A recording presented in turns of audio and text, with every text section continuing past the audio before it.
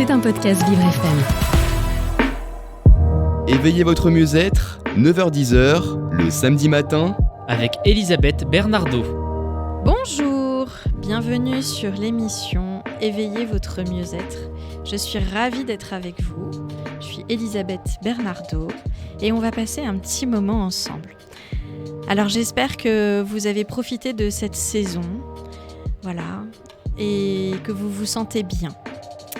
Alors toujours dans le thème de éveiller votre mieux-être, on parle de sujets divers et variés autour de la santé et autour du bien-être, du mieux-être.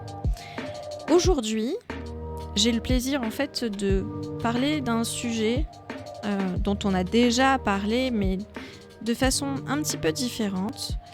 On va parler du cancer masculin et on va parler des loisirs pour les personnes qui ont eu un cancer. Alors, pour ce faire, j'ai deux invités. J'ai Olivier Jérôme de l'association Serum. Bonjour Elisabeth. Bonjour Olivier. Et j'ai Tia Chaumeret de l'association Maladie en chute libre. Bonjour Tia. Bonjour Elisabeth, bonjour Olivier. Bonjour Tia. Alors j'espère que vous allez bien. Très bien. Très bien. Parfaitement bien. Merci beaucoup. Bon. Alors ce que je vous propose, c'est qu'on fasse un premier échange. On va commencer par d'abord la maladie et ensuite qu'est-ce qu'on peut y faire une fois qu'on a été malade et qu'est-ce que propose l'association de Tia en tant que présidente. Alors, vous êtes tous les deux présidents de votre association. Donc, Olivier, votre association est une association qui est dédiée, en fait, aux hommes. Et c'est pour ça que vous l'avez appelée CER-Homme. CER-Homme, oui, tout à fait. Pour le cancer. Oui, alors c'est la fin du cancer, voilà. CER, et le début de l'homme, pour donner aussi un petit peu d'espoir pour les hommes. Oui. Les hommes touchés par un cancer, mais un cancer masculin. D'accord. On va faire la différence, on ne s'occupe pas de tout type de cancer, on est vraiment sur le cancer masculin qui ne touche que l'homme. Alors quand on dit que ça touche que l'homme, c'est-à-dire que par exemple, je fais une aparté pour nos auditeurs qui n'ont jamais entendu parler de ça, le cancer du sein touche 2% des hommes. Est-ce que vous en parlez ou pas ? Alors, non, on n'en parle pas. Maintenant, si les gens viennent nous interroger un petit peu, on peut en parler, effectivement, puisqu'il y a à peu près 1 ou 2% des cas de cancer qui sont chez l'homme. Oui. En revanche, ce n'est pas notre spécialité, entre guillemets. On a vraiment voulu... on a des femmes dans l'association, les femmes nous accompagnent, on a besoin d'elles, et on partage beaucoup de choses avec elles, et on les aide aussi dans d'autres associations. Mais le faire sur l'homme, puisqu'aujourd'hui, le cancer masculin touche avant tout la virilité de l'homme, en tout cas dans l'image. Faut savoir qu'il y a 3 cancers en fait qui sont considérés comme les cancers masculins. C'est le cancer de la prostate, qui est le premier cancer chez l'homme. Tout à fait. Le cancer du testicule, qui est le cancer de l'homme jeune, 18-35 ans en moyenne. Mais là, j'ai encore eu hier un homme qui avait 37 ans et un autre qui avait 42 ans. Donc, les âges augmentent aussi de plus en plus sur le cancer du testicule. Et le dernier cancer qui est très très rare, on n'a d'ailleurs pas de cas dans l'association, mais ça existe, qui est le cancer de la verge. Voilà. D'accord. Okay. Donc, il touche vraiment spécifiquement les hommes, puisque voilà, une femme n'a pas de prostate, oui. etc. Donc voilà, et on a fait ça parce qu'aujourd'hui, c'est des sujets qui sont très, très touchy pour les hommes, parce que c'est situé en dessous de la ceinture et un homme est beaucoup moins à l'aise quand ça marche moins bien en dessous de la ceinture. Ça, on est d'accord. Alors, petite question à Tia. Est-ce que dans l'association, les personnes, est-ce que vous avez des hommes qui participent à vos événements ? Tout à fait. En fait, nous ne distinguons pas les cancers. Donc, c'est cancer masculin tout aussi bien que cancer féminin. Et récemment, par exemple, à Boulogne-Salègue, nous avons eu un père et son fils qui étaient tous les deux atteints d'un cancer masculin qui ont sauté avec nous. Donc ça, c'est pour les personnes qui sautent, mais nous avons également de nombreux hommes au sein de l'association qui font par exemple la communication ou bien l'événementiel de maladies en chute libre. D'accord, ok. Alors donc pour revenir sur les cancers masculins, donc vous avez dit premier cancer masculin, ça touche... Alors, le cancer de la prostate, alors on a eu des chiffres qui sont sortis de l'INCa, l'Institut national du cancer, donc je crois que c'est au mois de juin ou juillet. Donc, ils positionnent, on parlait avant de entre 50 et 55 000 nouveaux cas par an. Les derniers chiffres parlent de 59 000 nouveaux cas par an. C'est énorme. C'est énorme et c'est un cancer qui est très méconnu, on n'entend quasiment pas parler. Ouais. C'est le premier cancer chez l'homme et on a environ, je dis environ, mais à la virgule près, un homme qui meurt en France toutes les heures d'un cancer de la prostate, avec entre 8100 et 8500, 8600 cas par an. Et quand on ramène ça à l'heure, il y a 8690 heures, me semble-t-il, il faudra que je refasse le calcul, je ne l'ai pas en tête, d'heures dans une année. Donc un homme meurt en France d'un cancer de la prostate toutes les heures. Eh bien. Et souvent, d'ailleurs, quand on parle de 50 000 nouveaux cas, enfin de 8 à 9 000 cas de décès par an, ça fait beaucoup. Oui. Et quand on se regarde, là, on se voit, on voit la tête qu'on fait. Oui. Quand on parle d'un homme qui meurt en France toutes les heures, ça donne une image qui est complètement différente. Eh oui. Et ça interpelle beaucoup plus, et c'est malheureusement la réalité, quoi. Et alors, donc, le but de l'association, en fait, c'est de sensibiliser. Quel est son objectif principal ? Alors, l'objectif, c'était... on a créé l'association sur un constat qui était relativement simple, qui était déjà qu'il y avait très peu de choses qui existaient pour l'homme. Puis l'homme souvent est fort, il n'a pas besoin d'aide, hein, c'est le premier réflexe qu'il a. En règle générale, j'aime bien, il n'aime pas aller chez le rigoler, médecin. je suis un homme, donc je peux me foutre de moi ou des hommes. Voilà, il a besoin de personne, il est fort, il va se sortir de tout. Donc en fait, il n'y a pas grand-chose qui existait. Or, c'est faux, effectivement, il y a beaucoup de vide là-dedans. Et donc, on a créé l'association pour essayer déjà d'apporter un échange entre patients, de patient à patient, pour pouvoir permettre d'avoir vraiment... on va dire le partage en fait d'expérience, de se rendre compte, parce que les médecins sont là pour soigner, ils ne traversent pas ce que traverse le patient, et on leur souhaite absolument pas d'ailleurs. Et donc le fait d'échanger entre patients de ce que l'on vit, c'est vachement plus simple. Et d'un homme à un homme qui a le même problème effectivement que lui. Donc, qui peut s'entendre et qui peut se comprendre, parce que les hommes ont beaucoup de mal à en parler, parce que ça concerne effectivement ça. Donc, c'est né sous ce format-là pour essayer d'aider. Et au fur et à mesure du temps, donc, on a créé un centre d'écoute qui permet d'avoir, on va dire, des personnes. On a test-écoute et prostate-écoute, donc prostate pour l'un et testicules pour l'autre, parce que c'est l'autre cancer, où ils ont des personnes qui traversent la même chose qu'eux, donc un échange relativement simple, sain, des petits conseils. Voilà, on a fait ça, on a vu ça, le vécu. Donc ça a été la première chose. Et on est depuis déjà quelques années maintenant sur la sensibilisation, puisqu'effectivement, autant... quand je parlais d'un constat tout à l'heure, c'est que les femmes ont fait beaucoup dans le domaine de la maladie, dans le cancer. On parle du cancer du sein, mais il n'y a pas que celui-ci, mais c'est celui qu'on voit le plus, mais ce n'est pas le seul, malheureusement. Non, malheureusement. Loin de là, hein, mais c'est celui qu'on voit le plus à Octobre Rose, etc. C'est assez axé sur ça, en tout cas de l'extérieur. Et donc, du coup, on a voulu se dire, voilà, aujourd'hui, les femmes sont mobilisées, donc il faut que les hommes le fassent. Personne ne le fera à leur place, et donc il fallait le faire. Donc, on a commencé, c'est le constat de pourquoi on a créé la SOS. Voilà, il y a personne, et donc le fait d'en parler et donc de sensibiliser aujourd'hui les hommes. Beaucoup d'hommes savent qu'ils ont une prostate, ils ne le savent pas tous, ils savent encore moins ce que c'est, où est-ce que c'est, à quoi ça sert, etc. On a tous entendu effectivement que le président Mitterrand était mort d'un cancer de la prostate, on ne sait pas trop ce que c'était, voilà, à quoi ça sert, c'est encore pire. Et où elle est, etc. J'ai même certains hommes qui étaient venus une fois sur un stop où on était, qui m'ont dit, et ma femme demandait sa prostate à elle, ça ira bien ou pas? Donc voilà, oui. Il y a pas mal de choses. Donc voilà, la sensibilisation, c'est important, c'est que les hommes doivent en parler, c'est les premiers concernés, c'est les premiers à se taire, et si on n'en parle pas, les hommes ne sont pas au courant, ne font donc pas attention à leur prostate, etc. Sur les cancers, d'autres cancers comme le cancer du sein, il y a un dépistage systématique. Sur le cancer colorectal, il y a un dépistage systématique. Sur le cancer de la prostate, il n'y en a pas encore. On espère que ça finira par se faire, même si c'est un sujet qui est délicat, avec une prise de sang à faire, un taux de PSA, etc., qui n'est pas la panacée universelle, mais qui permet d'avoir une indication d'un éventuel problème de prostate. Comme le cancer de la prostate, c'est quelque chose qui n'a quasiment aucun signe. On va dire, on parle des fois de problèmes pour uriner, d'aller aux toilettes souvent, mais c'est pas du tout forcément un cancer, du tout, loin de là. Donc il y a très peu de signes. Il faut vraiment se dire qu'à partir de 50 ans, il faut penser à le faire. Et si on le dit pas, si on ne le martèle pas, voilà, les pouvoirs publics le font pas, donc on essaye au niveau associatif de le faire. Donc on est dans de la sensibilisation sur le cancer de la prostate. Oui. Alors, on va peut-être dire à nos auditeurs qu'est-ce que c'est que la prostate. Donc, la prostate, c'est une glande qui fait partie de l'appareil reproducteur masculin. Elle est située sous la vessie et en avant du rectum. Donc, en effet, c'est normal parce que on ne le voit pas, ça se touche pas.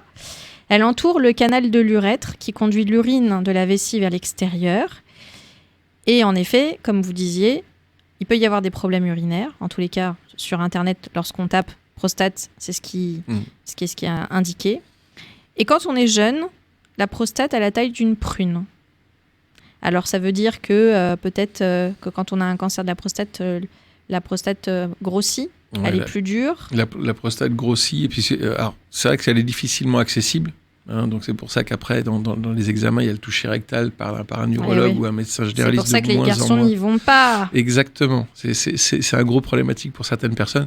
Or, c'est dommage de ne pas passer un doigt de la guérison. On a fait un petit spot de sensibilisation qui s'appelle « À deux doigts du bonheur » sur le cancer de la prostate, parce qu'il faut aussi savoir un peu d'humour pour pouvoir dédramatiser les choses.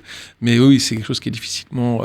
donc la prostate, de toute façon, chez l'homme, et c'est un petit peu la problématique, c'est quelque chose qui va dégénérer avec l'âge. Elle va avoir tendance à gonfler. Elle n'aura pas forcément un cancer, mais elle va grossir de plus en plus. C'est pour ça que le toucher rectal permet d'aller voir la taille de toucher. Bon, après, il faut être spécialiste. Moi, je serais capable de voir si ça grossit ou pas, de voir, et puis de voir s'il n'y a pas des petites choses particulières dessus, des petites boules, des petites choses comme ça qui feraient qu'au toucher, on pourrait voir quelque chose. Ce serait pas lisse, quoi. Voilà. Donc c'est vraiment quelque chose qui n'est pas facilement accessible, mais qui nécessite qu'on s'en occupe. Il est dit qu'un centenaire qui meurt d'autre chose qu'un cancer de la prostate, s'il était autopsié, aurait un cancer de la prostate. C'est-à-dire qu'il va se déclarer, il va évoluer, il ne va pas évoluer. La prostate, chez l'homme, est quelque chose qui dégénère, malheureusement. D'accord. Et personne ne s'en occupe vraiment, et personne ne le sait vraiment. Et c'est pour ça que c'est important d'en parler. Ok. Tia, est-ce que vous avez eu des sauteurs ou des personnes qui vous ont contacté qui avaient ce type de cancer ? Est-ce que déjà, ils vous disent ou pas j'ai eu tel type de cancer ?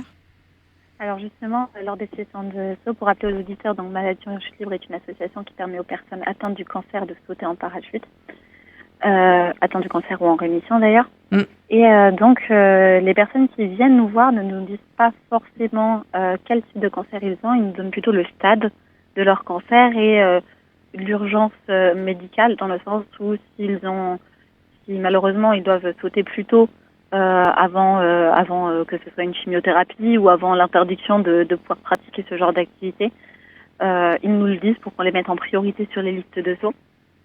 Après, nous demandons rarement quel type de cancer ils ont. C'est au médecin de juger l'aptitude à sauter en parachute et nous les laissons en parler librement. Certaines sessions sont très animées par des discussions autour du cancer. Quel cancer ? Comment le soigner, quelles sont les activités ou les voies médicales que les personnes ont empruntées pour pouvoir se guérir physiquement, mentalement. Et d'autres sessions, au contraire, sont très silencieuses sur le sujet parce que on a envie juste de profiter. Juste de kiffer, quoi. Voilà, juste de kiffer et d'oublier la maladie pendant un certain moment. Exact. Donc on remarque vraiment qu'il y a une certaine hétérogénéité dans les discussions et oui, on a eu ce type de cancer. Je le sais parce que tout simplement on m'a demandé si c'était possible quand même de sauter en parachute, mais généralement on ne le demande pas et on laisse les personnes en parler d'elles-mêmes si elles le souhaitent. Ok. Très bien, merci. Alors, ce que je vous propose, c'est qu'on fasse une petite pause musicale et nous revenons d'ici quelques instants. À tout de suite. Vous écoutez Éveillez votre mieux-être avec Elisabeth Bernardo. Et nous revenons après cette interlude musicale avec nos deux invités du jour, Olivier Jérôme, président de l'association Serre Homme, et Tia Chaumeret, présidente de l'association Maladie en chute libre. Alors, je vais revenir sur l'association Maladie en chute libre pour nos auditeurs. En fait, c'est une association qui permet aux personnes qui sont atteintes de cancer ou en rémission de pouvoir sauter en parachute. Et ça, c'est juste kiffant. C'est génial d'avoir proposé cette possibilité. Et Tia, j'aurais voulu, si c'était possible, que vous nous racontiez l'histoire de Maladie en chute libre, pourquoi vous avez eu cette idée, parce que les auditeurs ne le savent pas, mais vous êtes une très jeune femme, une adorable jeune femme, étudiante, voilà. Donc c'est tout à votre honneur d'avoir créé cette association pour forcément des femmes en général quand même qui sont plus âgées que vous, des seniors également. Voilà, racontez-nous vos valeurs, pourquoi vous avez mis ça en place. Alors, en effet, c'est l'histoire d'une très jeune femme parce qu'à l'époque, quand j'ai fondé l'association, j'avais seulement 16 ans. Donc, en fait, c'est une histoire assez drôle parce que il s'avère que je sautais en parachute depuis mes 15 ans. Et j'avais déjà fait plusieurs fois avant, mais en tant que sportive dès mes 15 ans. Et à ce moment-là, donc, excusez-moi, j'avais du bruit près de chez moi. Donc, à ce moment-là, je cherchais comment pouvoir sauter plus en parachute parce que c'était une activité qui m'émerveillait. Et en traînant sur Internet un soir, j'ai beaucoup vu le mot association apparaître avec le mot sponsor. Donc, comment pouvoir sauter en parachute? Eh bien, tout simplement avec des sponsors ou alors si on fait partie d'une association sportive. Bon, j'ai fini par me dire, de toute façon, ça va être compliqué si je n'ai pas plus d'argent. Donc, j'allais me coucher. Et je me suis réveillée en sursaut en me disant, peut-être que moi, pour l'instant, je ne peux pas sauter. Parce que je suis trop jeune, j'ai pas les moyens. Mais par contre, d'autres personnes pourront le faire. Il y a des personnes qui pensent ne jamais pouvoir le faire. Donc, je suis allée voir ma mère, qui était dans la salle de bain. Elle m'a dit, écoute, ça va te recoucher. C'est l'heure de dormir. Et donc, je suis allée me recoucher, mais sans perdre cette idée. Et le lendemain, c'était la veille de la rentrée.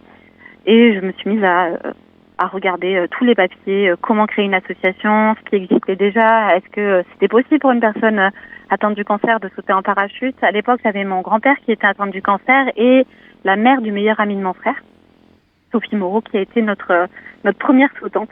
Ah oui, elle donc, fait partie de votre famille, je ne savais pas.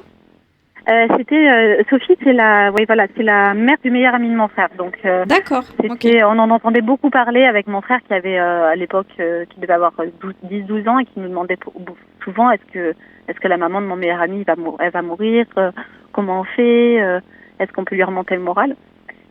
Et donc j'ai décidé de continuer ça et j'ai commencé à rédiger les statuts, accompagnée par une superbe application Légifrance. Et l'aide également de ma mère et quelques amis. Et une fois signé, j'ai proposé à Aude, notre secrétaire, qui à l'époque était aussi notre trésorière, de rejoindre l'association. Et elle n'a pas hésité une seule seconde. Et donc maintenant, ça fait 5 ans que l'association vit et portée par beaucoup de jeunes adultes. Hein. En vérité, la moyenne d'âge doit être de 20 ans environ. Oui.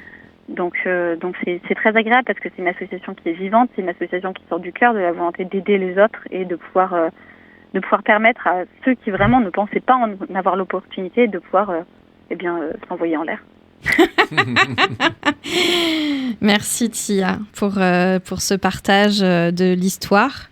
Olivier, est-ce que vous aussi vous avez une petite anecdote sur l'origine Oui. C'est pas une anecdote, mais enfin voilà sur l'ADN de Sérum. L'ADN de Sérum, c'est vraiment parti en fait. Sérum est né de plusieurs patients qui ont été soignés à Gustave Roussy, donc de patients qui avaient un cancer masculin. Oui. On est le professeur Fuseli qui est un peu notre président d'honneur, hein, qui a rien d'officiel, mais qui est très connu dans les domaines des cancers masculins, qui avait envoyé un courrier à plusieurs patients qui s'étaient occupés depuis quelques années. Oui. Moi, j'ai été sorti de mon cancer parce que je l'ai eu en 2000. Donc, moi, j'ai eu un cancer du testicule. D'accord. Aussi, parce que je suis concerné par rapport à ça. Oui. Donc, j'ai eu un cancer du testicule en 2001. Et donc, j'ai dû recevoir le courrier en 2013. Donc, j'étais sorti du suivi en réémission pendant 12 ans. Et en fait, je pense qu'il l'a envoyé à pas mal de patients avec qui il y avait eu des contacts intéressants, etc. Et donc, il a voulu faire une réunion avec Gustave Roussy pour nous informer, on va dire, des problématiques rencontrées dans, on va dire, les cancers masculins et le manque d'informations qu'il y avait, et surtout le nombre important de cas qu'il y avait, et que aujourd'hui, ça avait beaucoup de mal à avancer en France pour faire connaître les cancers. Donc il nous a évoqué tout ça et puis on s'est dit à la fin à plusieurs personnes qu'il fallait peut-être essayer de faire quelque chose. Et comme j'aimais le dire, moi j'étais le bon père de famille qui s'occupait de pas grand-chose, c'est-à-dire que j'allais dans les associations, mais pour mes enfants, j'allais les voir faire du sport, mais j'ai jamais fait un gâteau, j'ai jamais tenu un stand, on va dire, etc. Donc voilà, bon père de famille dans le sens rigolo du terme, voilà, je m'investissais dans rien. Et là, ça m'a paru vraiment nécessaire et de se dire, voilà, il y a un trou à combler. J'ai souffert, entre guillemets, du manque d'informations à l'époque, même si j'étais très bien entouré. Et le but, c'était de créer quelque chose qui allait pouvoir être utile aux autres. Et en fait, je pense qu'il n'y a rien de plus agréable, et c'est un peu comme Tia, c'est de faire quelque chose pour les autres, en fait. Et je pense que c'est vraiment ce qui, parce que moi j'étais sorti de là et donc j'avais plus besoin entre guillemets de quoi que ce soit, mais de le faire pour les autres et tous les jours. D'ailleurs, c'est les remerciements, de voir certainement les gens heureux qui sautent en parachute, ça doit être magnifique. J'en ai jamais fait, il faudra qu'un jour j'essaye. Tu devrais venir assister à un saut. Faudra que j'essaye. On en avait parlé quand on s'était vu la dernière fois. Ouais. Tout à fait. Mais et donc d'avoir aussi des gens qui nous appellent avec des hommes qui sont complètement paumés, qui viennent d'apprendre qu'ils ont un cancer du testicule, par exemple, qui est l'autre cancer, qui a beaucoup moins de cas, qui soigne très très bien. Et donc, comme j'ai eu encore hier, où finalement, ils m'ont remercié au bout de 10 minutes d'avoir discuté, alors que finalement, on ne fait qu'écouter et d'apporter un petit peu d'écoute et d'expérience. Et c'est aussi pour ça qu'on le fait tous les jours. C'est la récompense de tout ce qu'on a créé, de voir qu'on aide les gens, c'est extraordinaire. Le pouvoir de se sentir utile. C'est ça. Exactement. Alors qu'avant, j'avais jamais rien fait. Hein. C'est un peu pour les autres. C'est un peu l'objectif de cette émission, c'est se sentir utile aussi et diffuser de l'information pour nos auditeurs autour de ces sujets. Alors moi, je trouve ça vraiment, comment dire, c'est très agréable de se dire, voilà, on a été malade, mais on est encore là. C'est un geste d'espoir, oui, c'est aussi montrer qu'effectivement, voilà, on est toujours là. On est toujours avance. là. Ouais. Et parce que souvent, les cancers masculins, surtout la prostate, je connais moins le cancer du testicule, mais le cancer de la prostate, c'est un cancer qui est assez fulgurant. Ouais, ça peut aller très très vite. Ça peut aller très vite. Mais j'ai envie de dire à nos auditeurs, n'importe quel type de cancer, à partir du moment où il est pris en charge rapidement, on peut s'en sortir. Voilà. Après, sur le cancer de la testicule, comme vous disiez, donc c'est les jeunes de 18 à 35 ans en général qui... Alors, est-ce qu'on connaît la cause de... Alors, on ne sait jamais. Alors, c'est le cancer de l'homme jeune, effectivement. Il y a à peu près 2300, 2500 cas par an. Donc, c'est très peu. C'est beaucoup quand ça vous tombe dessus. Hein, donc, c'est très peu. Il y a tout un traitement qui s'appelle, en règle générale, c'est l'ablation du testicule, ça s'appelle une orchidectomie. C'est un joli mot, orchidée. Ah oui, c'est très beau. C'est très beau. C'est moins sympa quand ça vous arrive. Donc, voilà, qui est là. Et puis, souvent, il y a un petit peu de chimio potentiellement après. Mais c'est bien rodé. Et il y a plus de 95% de taux de guérison. Donc, c'est un cancer qui se soigne super bien et qui, c'est quelques années, quelques mois dans la vie qui sont compliqués comme tous les cancers avec des traitements, etc., mais qui permettent, une fois que c'est passé, de vivre complètement normalement. Et là, on est vraiment dans de la sensibilisation, justement, à l'autopalpation. On parle du cancer du sein avec l'autopalpation aussi, qui est très important pour le cancer du sein. Le testicule, c'est ça aussi. On a fait des petits flyers sur l'autopalpation, c'est de palper son testicule et voir s'il n'y a pas quelque chose qui est un petit peu bizarre. Et dès qu'il y a quelque chose qui est bizarre potentiellement une petite boule, voilà, quelque chose, c'est d'aller voir effectivement son médecin. Ça soigne très bien. Si c'est pris à temps, voilà, le peu de personnes qui en décèdent, c'est des gens qui souvent ont des comorbidités complémentaires ou des problèmes particuliers autres. Mais souvent, ça se fait. Donc là, c'est de la sensibilisation pure. On a fait des spots de sensibilisation qui s'appellent un vrai film de boule. Donc c'est comme à deux doigts du bonheur pour le cancer de la prostate. Mais là, on a fait un vrai film de boule qui est bien entendu rien à voir avec ce qu'on peut imaginer, mais plutôt un jeu de mots avec des boules de pétanque. Et le deuxième, c'était avec du bowling. Ça pourrait être aussi, par exemple, cherche une petite boule dans tes deux boules. Ouais. Il y a plein d'autres idées qui viendront. Donc je vais la noter, celle-là.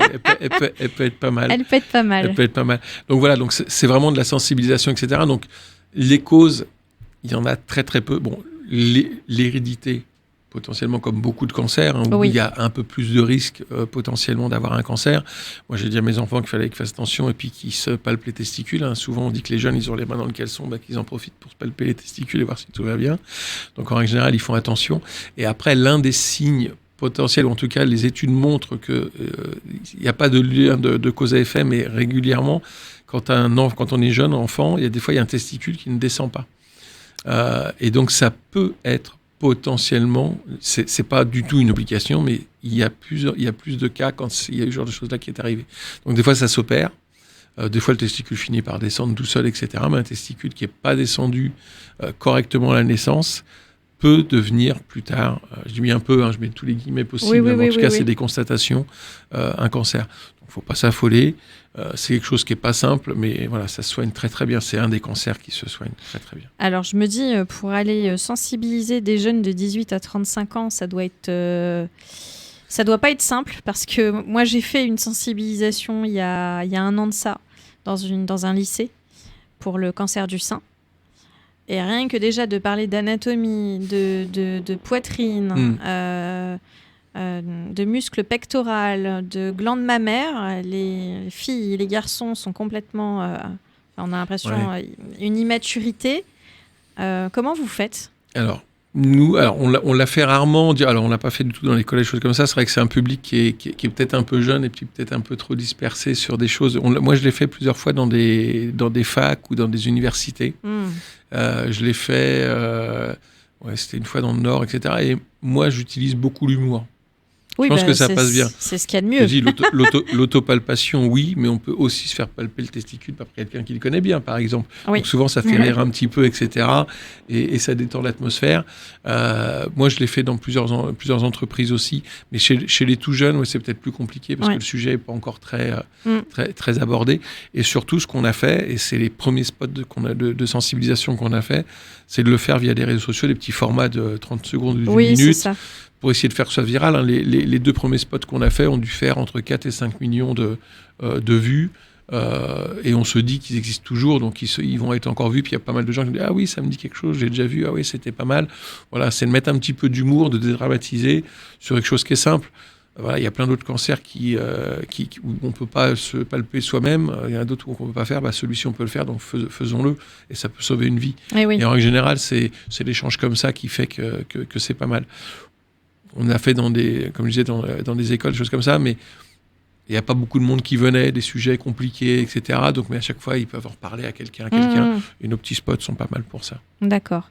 Tiens, vous jouez également beaucoup sur l'humour avec sauter, s'envoyer en l'air.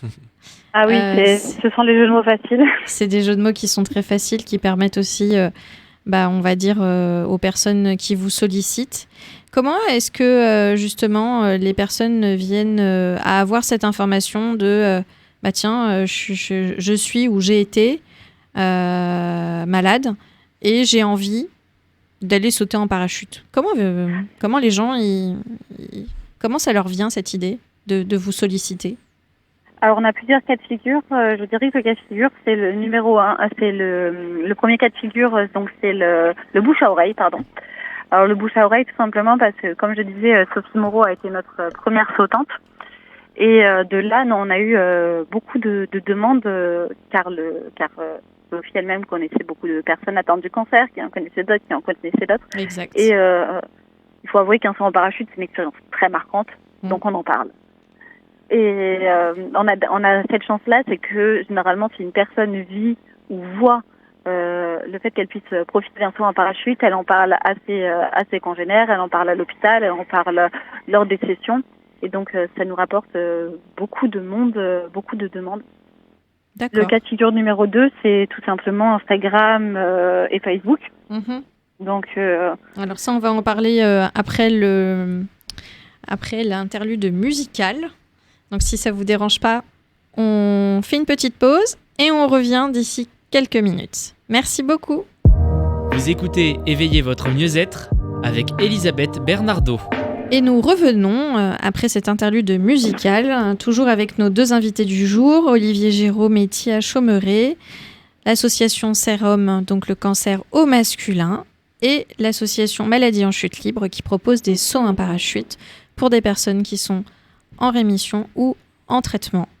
Alors, nous étions en train de parler, Tia, de l'humour, du bouche à oreille, comment est-ce qu'on vous connaissait. Alors justement, comment est-ce qu'on fait pour vous connaître par rapport Enfin voilà, pour trouver les informations nécessaires pour pouvoir se renseigner, savoir où est-ce que vous pratiquez. Alors, vous pouvez tout simplement soit nous suivre sur les réseaux sociaux, donc nous avons Instagram et Facebook Maladie en chute libre, tout simplement, ou également sur notre site internet maladiesenchutelibre.gymdofree. Et pour toutes les informations, vous allez trouver très facilement un numéro de téléphone, c'est le mien, et je répondrai avec plaisir à toutes vos questions, donc que ce soit sur le prix, que ce soit sur les sauts, que ce soit sur toutes les modalités nécessaires. Alors le site internet, pour les auditeurs qui n'ont pas eu le temps de noter, donc c'est maladie au masculin en chute libre tout en masculin, .J comme Jérôme, I de Isabelle, M de maman, D de Daniel, O d'Olivier, free.com. Et donc pour le numéro de téléphone, est-ce que vous souhaitez le laisser à l'antenne ou est-ce que les informations seront sur les différents réseaux ? Alors, le numéro de téléphone, je vais vous le donner, c'est au 06 oui. 67 oui. 13 oui. 72 oui. 80. Ok, donc chers le auditeurs... Le numéro de l'association. L'association Maladie en chute libre, 06 67 13 72 80. Et quels sont les événements actuels, futurs, pour la saison 2023-2024 ? Alors, nous allons bientôt décoller vers Lyon. Donc, le 7 septembre, nous avons des 5 sauts de prévus avec l'association Jeune et Rose. Ensuite, le 24 et 25 septembre, nous avons les sauts du Trail Rose, ainsi que d'une autre association de cancer. Et donc, nous allons faire sauter 9 personnes sur ces 2 dates. Et nous serons également présents avec un stand lors de la course du Trail Rose en octobre également. Elle a eu lieu où, le Trail Rose ? Le Trail Lyon. Rose ? À Lyon, toujours, ok. Toujours à Lyon. D'accord. On est basé sur 2 centres, donc un à côté de Toulouse, qui s'appelle Boulogne Skydive, et un autre à Lyon-Corba. D'accord. Une dernière précision pour nos auditeurs. Pour sauter en parachute, il faut un certificat médical ? Oui, il faut un certificat médical. Un saut en parachute coûte en moyenne 300 à 380 €. Maladie en chute libre fait une réduction qui permet donc de payer 20 € le saut et 30 € de cotisation, donc un total de 50 € pour pouvoir sauter. C'est magnifique. Merci pour ces informations. Olivier, Jérôme, alors comment est-ce qu'on fait pour vous contacter ? Alors nous, en fait, il y a plusieurs choses. Il y a les réseaux sociaux, effectivement, qui sont obligatoires aujourd'hui. On sensibilise les jeunes sur le cancer des testicules. Donc on est alors on n'a pas TikTok. Un jour, ça viendra peut-être. Mais on a Instagram, on a Facebook, on a, j'allais dire Twitter, X maintenant, me semble-t-il, et LinkedIn au niveau professionnel, parce que ça marche beaucoup aussi de ce côté-là. On a un site internet qui est www.serum.fr. Pareil, donc, C-E-R-H-O-M. H-O-M, voilà, tout à fait. Où dessus, vous allez retrouver pas mal d'informations, du fil d'actualité, des témoignages, de l'information. Et vous avez 2 numéros de téléphone pour nous joindre, alors avec des horaires bien précis pour des permanences, mais en tout cas qui sont accessibles tout le temps. Après, voilà, si on n'est pas derrière notre téléphone, puisque des fois on fait aussi autre chose pour gagner notre vie, puisque ce n'est que du bénévolat. C'est test-écoute. Ouais, c'est test-écoute pour le testicule, qui est le 07 82 33 15 72. Où là on tombe sur quelqu'un, moi régulièrement, mais pas forcément que moi, sur quelqu'un qui peut échanger sur le cancer du testicule. Et il y a l'autre ligne qui est Prost Écoute et qui est le 06 41 22 41 51. Et le mercredi soir, il y a des médecins qui bénévolement nous aident, qui peuvent répondre à des questions. Et donc c'est une permanence sur le même sur le premier numéro par contre. Qui est le 07 82 33 15 72, le mercredi de 19h à 22h, où il y a des médecins qui peuvent répondre à des questions dans la limite de ce qu'ils peuvent faire, mais qui permettent de combler des fois des trous suite à des rendez-vous avec des informations que les personnes n'osent pas poser. Ah oui. Donc c'est aussi intéressant. Hyper intéressant. Alors on retrouve les numéros de téléphone sur le site internet serum.fr. Pareil, l'adhésion. Alors l'adhésion... cette année, on a décidé de la faire gratuite. Et ça tombe bien qu'on puisse en parler. Parce qu'en fait, on a pour objectif d'aller chercher l'utilité publique. Parce qu'il y a beaucoup de choses à faire pour les hommes et ça passe par là. Parce qu'il y a beaucoup aujourd'hui de nécessité, on va dire, pour dialoguer plus facilement avec tout un tas d'États, enfin de gouvernements, de choses comme ça qui permettent, on le fait déjà aujourd'hui, mais en tout cas voilà, de montrer patte blanche. On a besoin de plus d'adhérents, que les gens trouvent magnifique ce que l'on fait, oui. Mais des fois ont du mal à passer le cap d'adhérer. Donc on avait une adhésion qui avant qui était à 25 €, et là en fait on l'a fait gratuitement. Donc par contre il faut aller sur, il y a un lien Hello Asso effectivement qui est là, il faut mettre ses coordonnées. Ça n'engage absolument à rien, je le dis aussi, parce que des fois, les gens ont l'impression, quand ils veulent adhérer, que ça implique quelque chose. Non, chez nous, ça n'implique rien. C'est qu'on a besoin, effectivement, de montrer qu'on est là et de pouvoir partager avec de plus en plus de monde. Les gens font souvent un don à la même occasion. D'ailleurs, des fois, ils sont même plus généreux que de payer ce qu'ils auraient payé avec une adhésion. Donc voilà, c'est gratuit. On fait d'autres sources de financement vis-à-vis de ça, quoi. D'accord. Est-ce qu'il y a des événements en particulier sur 2023-2024 ? Alors oui, le 20 septembre, c'est la journée européenne de la prostate. On va sortir, on va sortir une vidéo qui est la troisième vidéo, qui est la troisième web émission qui ça sur l'incontinence pour le cancer de la prostate, qui était animée par Brigitte Fanny Cohen. Donc il sortira sur les réseaux sociaux et sur notre chaîne YouTube. On a aussi la chaîne YouTube pour les spots qui peuvent être visibles.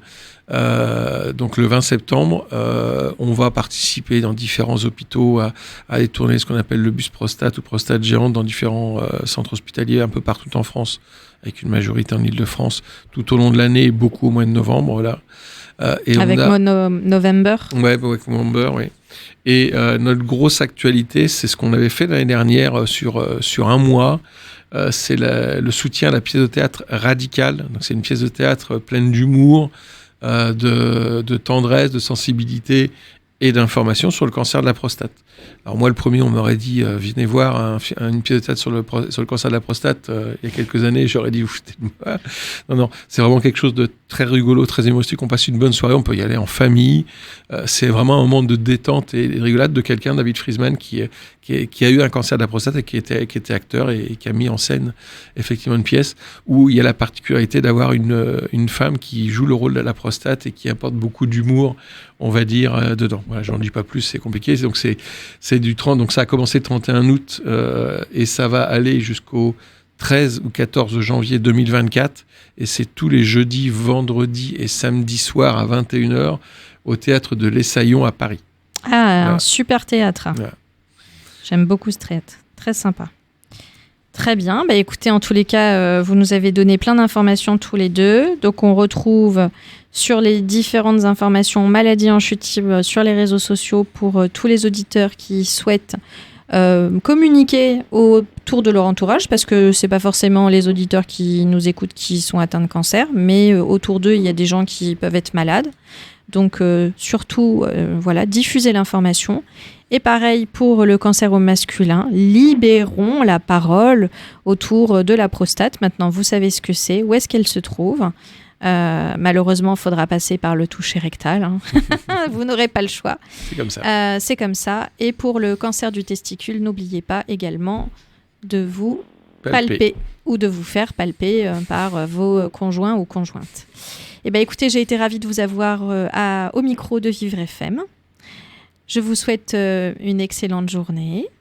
Merci Elisabeth. Merci beaucoup Elisabeth. Je vous remercie pour le temps. Et puis, écoutez, donnez-nous de vos nouvelles sur les réseaux sociaux. Et je vous dis à très bientôt sur les réseaux sociaux. À bientôt. À bientôt. Merci beaucoup, à bientôt. Chers auditeurs, je vous remercie d'avoir écouté Éveillez votre mieux-être avec moi, Elisabeth Bernardo. Et vous pouvez également me retrouver sur mon site internet www.courantzen, au pluriel, courantzen.com. Je vous dis à très bientôt autour d'une prochaine émission. Bonne journée. C'était un podcast Vivre FM. Si vous avez apprécié ce programme, n'hésitez pas à vous abonner.